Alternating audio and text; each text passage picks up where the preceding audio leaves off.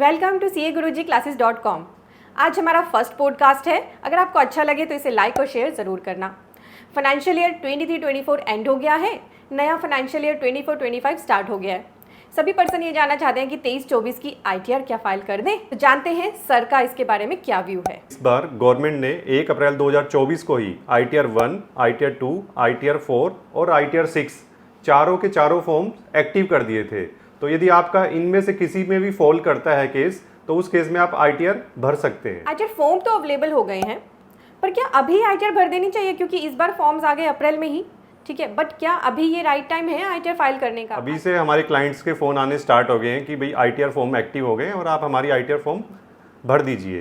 तो मैं इसमें आपको बताना चाहता हूँ कि यदि आपका TDS डिडक्ट किया हुआ है, चाहे वो एम्प्लॉयर ने किया हुआ है या आपके कस्टमर ने किया हुआ है या फिर आपका TCS भी कलेक्ट किया हुआ है, तो उस केस में आपको अभी ITR नहीं भरनी चाहिए। अभी आपको 2 महीने तक एटलीस्ट वेट करना चाहिए। जून के मिड से और 31 जुलाई के बीच में आपको ये रिटर्न भरनी चाहिए। उसका कारण है क्योंकि 30 अप्रैल तक TDS डिपॉजिट होता है मार्च तक का, और 31 मई तक TDS की क्वार्टर वाली रिटर्न फाइल होती है, और 15 जून तक हमारे TDS फॉर्म्स हमें मिलते हैं। जितना भी TDS हमारा डिडक्ट हो रखा है वो 26 AS या AIS में हमारा लगभग 15 जून के बाद ही रिफ्लेक्ट होना स्टार्ट होता है। तो इसलिए हमें 15 जून तक तो एटलीस्ट वेट करना चाहिए। तो सर का कहने का मतलब ये है कि अभी हमें अपने 26 AS और AIS के अपडेट होने का वेट करना चाहिए, जो 31 मई के बाद अपडेट होंगे। बिल्कुल। पर सर इस पे एक क्वेश्चन हो रहा है मेरा।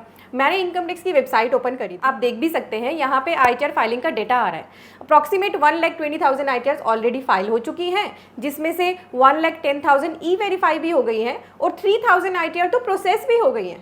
तो सर ये कौन से पर्सन है फिर जो ITR फाइल कर रहे हैं अभी 31 मई से पहले, वो हम जानना चाहेंगे। ये ऐसे केस हो सकते हैं जिसमें TDS आपका डिडक्ट नहीं हुआ है और उनको कहीं ITR की रिक्वायरमेंट है, तो उस केस में वो क्या करते हैं, अपनी ITR टाइमली फाइल कर देते हैं। तो हम ऐसे केसेस में कुछ तो हम भी रिटर्न फाइल कर चुके हैं अपने क्लाइंट्स की। ओके, तो इसका मतलब अभी वो पर्सन ITR फाइल कर रहे हैं जिन्हें लग रहा है कि उनका कोई TDS डिडक्ट नहीं हुआ है और उन्हें अभी कोई डॉक्यूमेंट्री रिक्वायरमेंट है ITR की, तो ऐसे केसेस में अभी ITR फाइल हो रही है। तो मैं आपसे एक क्वेश्चन जानना चाहता हूँ कि अभी हम ITR तो फाइल नहीं कर सकते, पर क्या अभी हमें कुछ ऐसा काम करना है, क्योंकि जब हम ITR फाइल कर रहे हो तो उसमें हमें हेल्प करे। ITR तो फाइल नहीं हो रही है, पर सबसे पहला काम आपको जो करना है वो है अपना पैन आधार लिंक चेक करो। अगर पैन और आधार लिंक है, well and good. Pan Aadhaar link नहीं है तो ये मैंडेटरी है कि आप ITR तभी फाइल करें जब आपका पैन आधार से लिंक हो। इसका रीज़न है, अगर आपका कोई भी रिफंड बनता होगा तो आपको रिफंड तब तक नहीं मिलेगा जब तक आपका पैन और आधार लिंक नहीं होगा। साथ ही दूसरा आपको बता देती हूँ, कुछ ऐसे पर्सन भी ITR फाइल करेंगे जिनके ITR के टाइम पर ही टैक्स लायबिलिटी बनेगी। वैसे तो एडवांस टैक्स की पेमेंट करनी होती है 15 मार्च तक, पर अगर अभी भी कुछ पर्सन भूल चुके हैं, एडवांस टैक्स नहीं भरा, नॉलेज नहीं थी या किसी भी रीज़न से, तो उनके पास ना एक बहुत अच्छी अपॉर्चुनिटी है। ITR तो 31 मई तक फाइल होगी, पर वो क्या करें, अपनी कंप्यूटेशन बना लें, ठीक है, अपने इनकम की डिटेल बना लें, क्या क्या उनकी डिडक्शंस हैं, एक बार रफली आइडिया ले लें और फिर चेक करें कि उस पर उनका टैक्स कितना बन रहा है। अगर टैक्स लायबिलिटी बन रही है, यानी कि गवर्नमेंट को अगर टैक्स पे करना है, तो वो उसे अभी पे कर दे, चालान के थ्रू। इनकम टैक्स की वेबसाइट पे E-फाइल में जाके इनकम टैक्स पेमेंट कर दे। उसे बेनिफिट क्या होगा कि अगर वो मई में जाके रिटर्न भरेंगे, जून में भरेंगे या जुलाई में भरेंगे, तो एवरी मंथ के हिसाब से उन पे इंटरेस्ट एप्लीकेबल हो जाएगा। और वो अगर टैक्स एटलीस्ट पहले ही भर देंगे तो उनका टैक्स पे जो इंटरेस्ट लगना है वो सेव हो जाएगा आगे के महीनों के लिए। तो ये एक बहुत अच्छी प्लानिंग है आपकी, जो अभी आप कर सकते हैं। अब इसमें आप 2 काम और ऐड कर सकते हैं। सबसे पहला, यदि आप फर्स्ट टाइम अपनी रिटर्न फाइल करने वाले हैं तो अपना इनकम टैक्स की वेबसाइट पर लॉगिन ID पासवर्ड बना लें। और दूसरा, यदि आपके बैंक अकाउंट में आधार और पैन कार्ड अपडेट नहीं है तो उनको अपडेट करा लें और उनको प्री वैलिडेट करा लें, क्योंकि यदि आपका रिफंड बनता होगा तो उस केस में प्री वैलिडेशन मैंडेटरी है, अदरवाइज आपका रिफंड नहीं आएगा। हाँ, बिल्कुल करेक्ट। तो ये काम आप अभी राइट नाउ कर सकते हैं और जब भी ITR भरेंगे तो आपको इन स्टेप्स को करने का बेनिफिट मिल जाएगा। तो सर अब हमने क्या कोई तैयारी भी करनी है ITR फाइलिंग से पहले? तैयारी का मतलब कह रही हूँ कि क्या कोई डॉक्यूमेंट्स भी हमें अपने पास रखने हैं? बिल्कुल, आपको अपने डॉक्यूमेंट रेडी कर लेने चाहिए। सबसे पहला काम तो है कि आपके जितने भी KYC डॉक्यूमेंट है वो सब आपके पास होने चाहिए। यदि आपने अपना एड्रेस चेंज कर लिया है तो उस केस में आप उसको अपने आधार में भी अपडेट करा लें और पैन कार्ड में भी अपडेट करा लें, क्योंकि अपडेशन हमेशा रखना चाहिए। हमारा जो भी अपडेटेड एड्रेस है वो हमेशा हमारे इन दोनों डॉक्यूमेंट्स में भी अपडेट होना चाहिए। उसके अलावा हमारी जितनी भी बैंक की स्टेटमेंट है वो सारी हमें अपनी एक साथ इकट्ठी कर लेनी चाहिए, और उनके अंदर यदि आपकी सैलरी इनकम है तो सैलरी इनकम के अलावा आपकी कोई और अदर सोर्स से इनकम आई है तो उसको आइडेंटिफाई कर लें, और यदि बिजनेस से इनकम है आपकी तो बिजनेस से रिलेटेड जो ट्रांजैक्शन है वो सारी आप चेक कर लो, और उससे अलग कोई और आपके अकाउंट में पैसा आया है तो उसको भी आप आइडेंटिफाई करके उसका कारण जान लीजिए। ने बड़ी अच्छी इन्फॉर्मेशन हमें दी। एक क्वेश्चन और मेरे माइंड में आ रहा है कि बैंक हमारे पास एक से ज़्यादा भी होते हैं, मेरा करंट अकाउंट भी हो सकता है, एक से ज़्यादा सेविंग अकाउंट भी हो सकते हैं, तो क्या इनकम टैक्स रिटर्न के अंदर मुझे सारे बैंक अकाउंट दिखाने हैं? बिल्कुल, आपके लिए मैंडेटरी है कि आपके चाहे एक अकाउंट है या 10 अकाउंट हैं। यदि एक अकाउंट है तो आपको एक अकाउंट अपना आईटीआर में देना है, और यदि 10 अकाउंट है, चाहे वो सेविंग अकाउंट हो या फिर आपका करंट अकाउंट हो, सारे के सारे अकाउंटों की आपको अकाउंट नंबर और IFSC कोड की डिटेल अपनी आईटीआर में देनी है। अच्छा, अब मैं आपसे एक क्वेश्चन पूछना चाहता हूँ कि हमारे पास ऐसे बहुत सारे क्लाइंट्स आते हैं, वो कहते हैं कि सर हमारा 1 लाख रुपया TDS कट गया, सर हमारा 50,000 रुपये TDS कट गया, तो सर ये तो गवर्नमेंट की स्कीम है, एक बार कटता है, आप सारा हमारा रिटर्न भर के और रिफंड करा दीजिए, तो इसमें आप क्या कहना चाहेंगे? बहुत अच्छा क्वेश्चन आपने पूछा, क्योंकि सभी पर्सन्स जिनका भी TDS कटता है ना, बस उनके लिए एक ही ऑप्शन है उसको वापस लेने की कि आईटीआर फाइल करो और TDS का रिफंड ले लो। सभी पर्सन, ज़्यादातर प्रोफेशनल्स के पास जाते ही यही बोलते हैं कि सर TDS कटा है, रिफंड करा दो।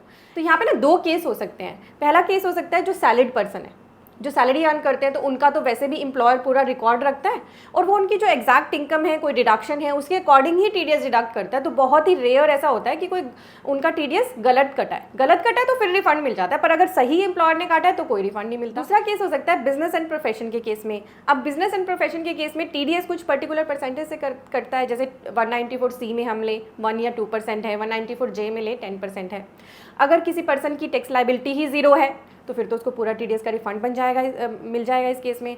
या फिर उसकी टैक्स लायबिलिटी बन रही है पर उससे ज़्यादा TDS कटा हुआ है तो भी उसको रिफंड मिल जाएगा। या फिर जितना TDS कटा है उसकी टैक्स लायबिलिटी उससे ज़्यादा है तो फिर उसको बैलेंस पे करना पड़ जाएगा। तो ऐसा नहीं है कि हर एक केस में आपको TDS का रिफंड मिलेगा, वो आपकी इनकम पे और टैक्स पे डिपेंड करेगा। तो इसी तरह से अगर आपके पास भी अगर पर्सन आ रहे हैं कि सर हमारा रिफंड करा दो, तो ऐसा तो देखिए होता नहीं है, तो उनको आपने यही समझाना है। बिल्कुल, आपने बहुत ही अच्छी तरह से डिटेल में समझा दिया है, दोनों सिनेरियो बता दिए, सैलरीड पर्सन का भी केस समझा दिया है और बिजनेसमैन का भी केस समझा दिया है। एक और क्वेश्चन मेरे माइंड में आ रहा है कि क्लाइंट अपना अगर आईटीआर फाइल करना भूल जाता है तो फिर क्या हो? इस साल क्या हुआ है कि ओल्ड रिजीम के अंदर आपके पास 31 जुलाई तक ही रिटर्न फाइल करने की ऑप्शन है, ठीक है। यदि आपका कोई लॉस है उसको आप कैरी फॉरवर्ड करना चाहते हो तो आपको 31 जुलाई तक ही रिटर्न फाइल करनी पड़ेगी। उसके अलावा यदि आप न्यू रिजीम में भी हैं और 31 जुलाई के बाद आप रिटर्न फाइल करते हैं तो उस केस में आपको 5,000 रुपये तक की लेट फीस लग सकती है। तो इसलिए आप ध्यान रखें कि अपनी रिटर्न 31 जुलाई तक फाइल कर ही दें। तो बिल्कुल आईटीआर इस बार हमारे लिए वैसे भी 31 जुलाई तक फाइल करना इंपॉर्टेंट है, क्योंकि टैक्स के 2 रिजीम है, ओल्ड और न्यू। ओल्ड में जाना है तो हमें 31 जुलाई तक आईटीआर इन एनी केस भरनी पड़ेगी, उसके बाद हम ओल्ड रिजीम ऑप्ट ही नहीं कर पाएंगे और फिर उसके बाद लेट फीस भी लगती है, लॉस भी कैरी फॉरवर्ड नहीं होता। और फिर एक इंपॉर्टेंट पॉइंट है कि अगर आपका टैक्स बनता है तो इंटरेस्ट की लायबिलिटी भी बढ़ती चली जाती है। तो ये सारी ना आपकी टैक्स प्लानिंग का पार्ट है और मेक श्योर करें यही करना ना हमें कि 26 AS भी अपना डाउनलोड कर लें और AIS भी डाउनलोड कर लें जब तक वो कंप्लीट ना हो जाए, यानी आपके हिसाब से जितना TDS कटा है, आपने जो TDS सर्टिफिकेट कलेक्ट कर लिए हैं उतने ही उसमें अपडेट हो जाए, अदरवाइज हमें इनकम टैक्स डिपार्टमेंट से नोटिस आने के चांसेस है। Thank you so much sir, आपने इतने अच्छे हमें सजेशंस दिए आईटीआर फाइलिंग से लेकर। तो अभी आज का ये जो पॉडकास्ट था हमारा, ये पहला पॉडकास्ट था और ये आगे भी कंटिन्यू रहेंगे। आपको भी आईटीआर से रिलेटेड जो भी क्वेरी आ रही है आप इस वीडियो के कमेंट में डाल दीजिए ताकि हम आगे आने वाली वीडियोस में उन्हें कवर कर सकें। इसी वीडियो के नीचे सब्सक्राइब का बटन है या CA गुरुजी चैनल पे आ जाएं, सब्सक्राइब टैब पे क्लिक कर लें, ये आपके लिए बिल्कुल फ्री है। अब आ जाइए CAgurujiclasses.com पे, यहाँ पे आपको दिख रहे हैं कोर्सेज, कॉम्बो कोर्सेज के लिए कोर्सेज सेक्शन में आ जाइए। यहाँ पे कोर्सेज एक्टिव हैं trademark, income tax ITR and TDS, GST course, automation of balance sheet, TDS and TCS, accounting with Tally Prime, company registration, then हमारे रिकन्सिलेशंस के कोर्स हैं और 99C। 2 तरह के थंबनेल आपको यहाँ दिख रहे हैं, जो येलो कलर में लिखे हैं वो लिमिटेड वैलिडिटी के कोर्सेज हैं और जिनका थंबनेल ब्लैक है वो लाइफ टाइम वैलिडिटी के कोर्सेज हैं। बस यही डिफरेंस है कोर्सेज में। तो आपको एक ही कोर्स 2 बार दिख रहा होगा, तो बस वैलिडिटी का फ़र्क है। जिस भी कोर्स में आप इंटरेस्टेड हैं आपने उसको सिलेक्ट करना है। मान लो इसमें आप इंटरेस्टेड हैं, सिलेक्ट करें। यहाँ पे अच्छे से इसके कोर्स इन्फो दिया है, शो मोर करके आराम से कोर्स में क्या क्या कवर किया है हमने वो बता रखा है, इसे आप पढ़ें, 15-20 मिनट साइट पे लगाएं, अगर ये कोर्स आपकी नीड को पूरा करे तो ऐड टू कार्ट कर दें। कोई भी क्वेश्चन आ रहा है तो FAQ टैब है, यहाँ पे बहुत सारे क्वेश्चंस के आपके आंसर हमने ऑलरेडी कर रखे हैं, आपको कोई भी दिक्कत नहीं होगी। कोर्स को बाय करते हैं आपका लॉगिन यहाँ क्रिएट हो जाएगा, लॉगिन करके डैशबोर्ड आपका आ जाएगा, डैशबोर्ड में जाके आप एनरोल्ड कोर्सेज में जाके इसे देख सकते हैं। हमारे कोर्सेज का बेनिफिट लेके बहुत सारे पर्सन्स अच्छा खासा अर्न कर रहे हैं, तो हमारे कोर्सेज का आप भी भरपूर बेनिफिट लें। Thank you so much.